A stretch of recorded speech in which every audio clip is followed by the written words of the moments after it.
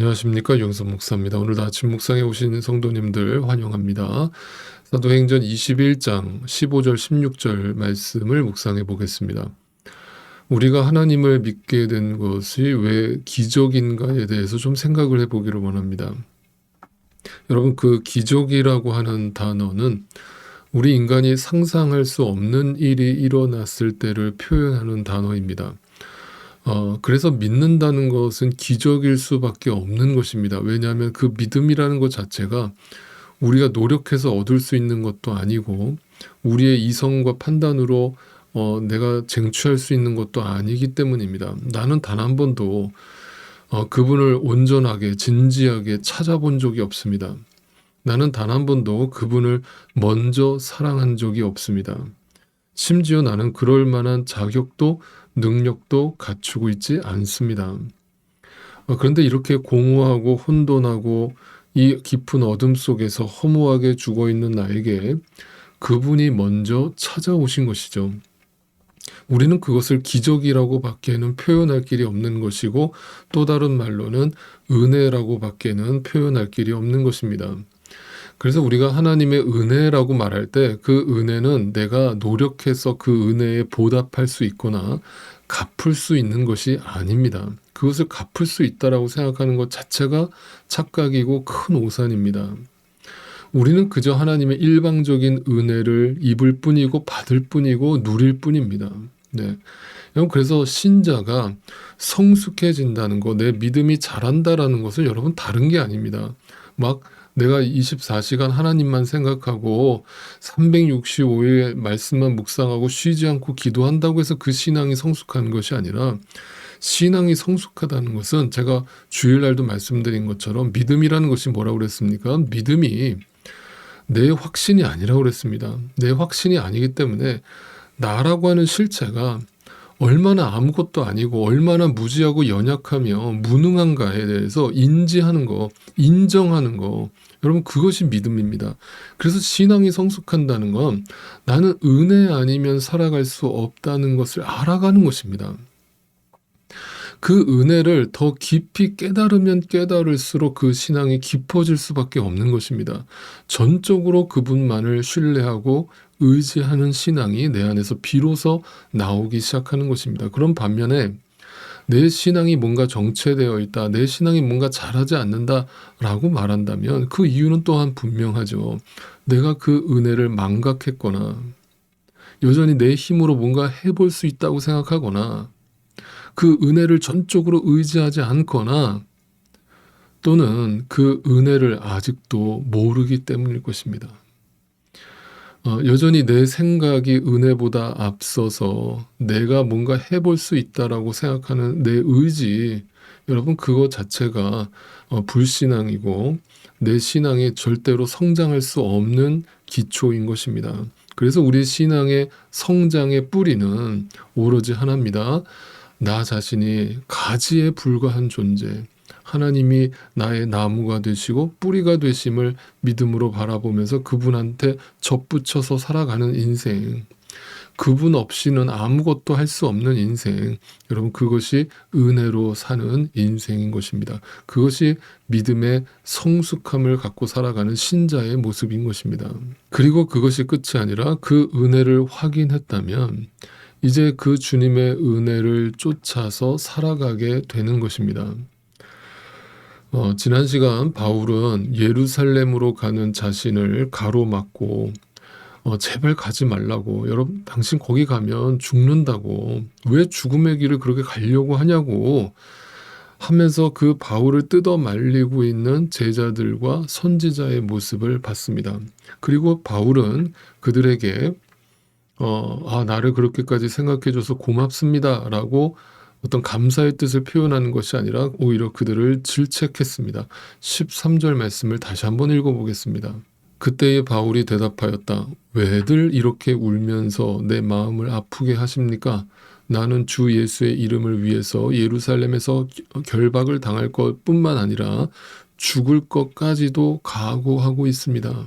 여러분 우선 그들은 믿는 자들이었습니다. 그들도 말씀을 본다는 사람들이었습니다. 그런데도 단지 바울이 인생에서 고난을 당한다는 이유만으로 그 바울이 가는 길을 막아서려고 했습니다. 여러분 정말 재밌지 않습니까? 안 믿는 불신자가 우리를 진리의 길로 가는 것을 가지 못하도록 막는 게 아니라 믿는다고 하는 신자들이 때로는 우리가 그 진리의 길로 가는 것을 못하게 막습니다. 왜 그렇게 고생하려고 그래요? 적당히 살아요. 왜 꼭 그렇게까지 해야 그것이 무슨 하나님의 은혜의 길을 가는 거예요? 아니잖아요. 당신 목숨도 소중하잖아요. 이러면서 적당히 현실에 타협하면서 살게 만드는 존재들, 여러분 그분들이 의외는 때로는 가까이 있다는 것을 우리는 보게 되는 것이죠.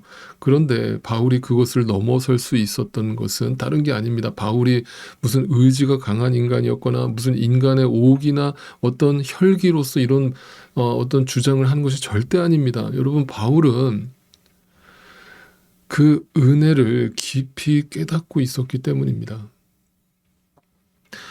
은혜 안에 있었기 때문에 내 목숨을 바치는 것이 아깝지 않다라는 그 경지까지 도달하게 된 것입니다. 그것은 바울이 놀라운 신앙을 갖고 있어서가 아니라 바울 안에 그 은혜를 심어주신 하나님의 은혜가 우리의 상식을 초월하는 정말 기적과 같은 깊고 큰 것이었기 때문에 가능했던 것입니다. 그래서 바울은 평소에도 늘 입만 열면 성도들한테 이런 고백을 했던 겁니다. 여러분, 나는 죄인 중에 괴수입니다. 나는 만삭되지 못한 자입니다. 나는 아무것도 아닙니다. 라고 고백을 했습니다. 이것은 뭔가 우울증 걸린 환자의 고백이 아니라 자기 자신이라는 존재가 어떤 존재인지를 명확하게 인식하고 있는 믿음의 사람의 고백인 것입니다. 그리고 주님의 은혜가 아니고서는 절대로 나는 살아갈 수 있는 존재가 아니라는 것을 너무나 깊고 크게 깨닫고 있었기 때문입니다. 그러니까 내가 설령 이 죽음의 길을 간다고 하는 것조차도 전혀 두렵지가 않고 아깝지가 않은 것입니다. 그래서 바울은 이 주님의 은혜를 수시로 시간만 되면 수시로 노래하고 고백했던 것입니다. 여러분 그렇다면 이제부터 우리는 바울의 이 마지막 여정을 계속 자세히 들여다보기를 원합니다. 그 은혜를 깊이 깨닫고 그 주님의 은혜에 흠뻑 젖어서 살아가고 있는 바울의 마지막 여정 속에서 하나님의 은혜는 단지 그의 영혼만 감싸주고 충만케 하시는 것이 아니라 그의 일상 속에서도 어떻게 나타나고 깃들어 있는가를, 어떻게 하나님의 은혜가 그의 삶 속에 작용하는가를 우리가 한번 확인해 보기를 원합니다. 오늘 본문 15절을 읽어보겠습니다. 이렇게 거기서 며칠을 지낸 뒤에 우리는 행장을 꾸려서 예루살렘으로 올라갔다. 자, 바울이 예루살렘으로 올라가기 전에 바로 그곳에서 며칠 동안 묵은 후에 마침내 바울이 고난의 행군을 마무리하는 그 목적지 예루살렘을 향해 출발하게 됩니다. 그러나 바울은 혼자가 아니었습니다. 16절을 보겠습니다. 가이사랴에 있는 제자 몇 사람도 우리와 함께 갔다. 그들은 우리가 묵어야 할 집으로 우리를 안내하여 나손이라는 사람에게 데려다 주었다. 그는 키프로스 사람으로 오래전에 제자가 된 사람이었다. 자, 우선 바울이 함께 했던 사람들은 가이사랴에 머물 때에 함께 했던 제자들 몇 사람이 그와 동행을 했습니다. 자, 우리는 지금까지 사도행전을 순서대로 묵상했기 때문에 처음부터 바울과 함께 했던 그 동역자들이 누구였는지를 기억하고 있습니다. 초반에는 바나바와 함께 선교 여행을 시작했었고 중간에 마가가 잠시 이탈하기도 했었습니다. 그리고 실라와 다시 선교 여행을 떠났던 바울은 그 두 번째 선교 여행에서 디모데를 만났고 또 지금 이 사도행전을 기록하고 있는 의사 누가를 만났습니다. 지금 예루살렘 행은 바로 그 누가와 디모데 그리고 가이사랴에서 만났던 제자들과 함께 동행하고 있는 것입니다. 그들 가운데는 특히 주님을 영접했다라고 하는, 그도 오래전에 영접했다라고 하는 키프로스 사람 나손도 존재했었습니다. 이 나손이라는 사람이 바울 일행에 합류하게 된 이유를 오늘 본문은 이렇게 밝혀줍니다. 그의 집에 들어가 유하기 위함이었다라고 밝혀주고 있습니다. 사도행전을 기록하고 있는 의사 누가가 왜 이 나손이라는 사람의 이름을 실명을 사도행전에 기록하면서 그가 키프로스 사람이고 그가 오래전에 주님을 영접한 사람이었다는 것을 상세하게 기록하고 있을까요? 그 이유는 그겁니다.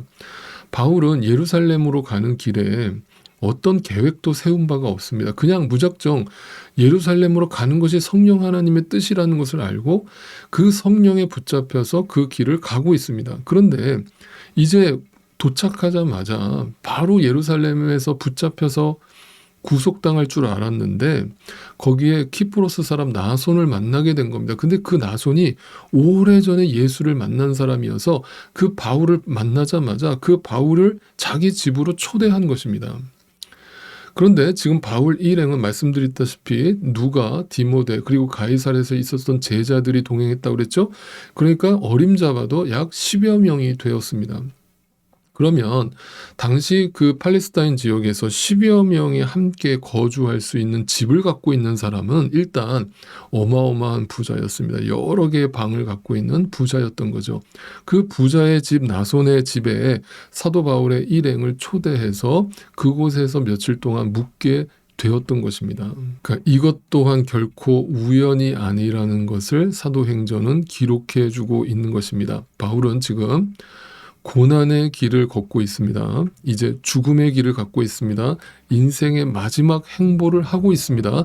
그런데도 그 고난의 길을 걷고 있는 그 과정에도 순간순간 일상 속에서 나의 보금자리를 예비하시고 마련해 주시고 인도하시는 그 하나님의 은혜, 그 하나님의 따뜻한 손길을 현실 속에서 경험하고 있는 것입니다. 이 모습을 보면서 저는 마치 이런 장면이 떠올랐습니다. 독수리가 아직 나는 법을 모르는 자기 새끼를 날게 하기 위해서 둥지 밖으로 일부러 밀어내가지고 떨어뜨린다는 거 여러분 이야기를 많이 들어보셨죠? 그런데 그거 아십니까? 독수리가 그 새끼를 떨어뜨릴 때 새끼는 날지 못하기 때문에 그냥 추락하지 않습니까? 그럴 때 이 어미 독수리가 그 새끼 독수리가 바닥에 떨어지려는 그 찰나에 공중을 선회하고 있던 이 어머니 독수리가 큰 날개를 펴서 땅에 닿기 직전에 새끼를 자신의 날개로 품는 그 장면을 제가 본 적이 있습니다. 얼마나 감동적인지 모릅니다. 여러분, 저는 이 바울의 마지막 행보를 보면서 그 하나님의 손길이 마치 그 어미 독수리와 같은 자기 새끼를 향해서 큰 날개를 펴고 그를 마지막에 감싸주는 그 따뜻한 어미 독수리의 그 품 안을 느끼게 됩니다. 바울은 지금 고난의 길을 걷고 있습니다. 그러나 그 주변에는 그를 너무나 아끼고 사랑해주는 동역자들이 함께하고 있습니다. 그리고 전혀 예상하지 않았던 방식으로 나손의 집을 예비하신 하나님께서 편안한 잠을 청하게 하십니다. 여러분, 하나님의 은혜는 결코 우리의 영혼을 구원하시는 것만으로 끝나지 않습니다. 이 땅의 남은 인생 속에서도 하나님의 중단 없는 그 은혜의 손길은 고단하고 외롭고 쓸쓸한 우리의 이 좁은 길에 가장 큰 위로가 되어주시는 줄 믿습니다.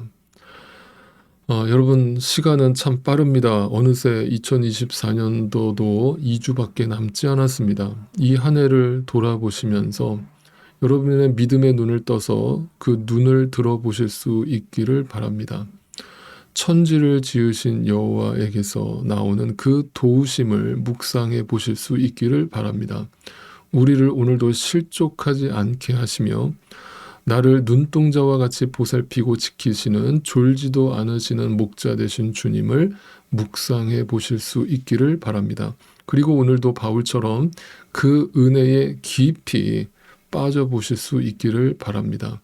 구원받을 만한 자격 없는 나에게 그 구원의 은혜를 베풀어 주시기 위해서 이 낮고 낮은 땅 위에 발을 딛고 서시고 십자가에 달리시사 나를 위해서 그 고통을 받으시고 나의 모든 죄를 용서하여 주신 그 주님의 은혜를 깊이 생각해 보시기를 바랍니다.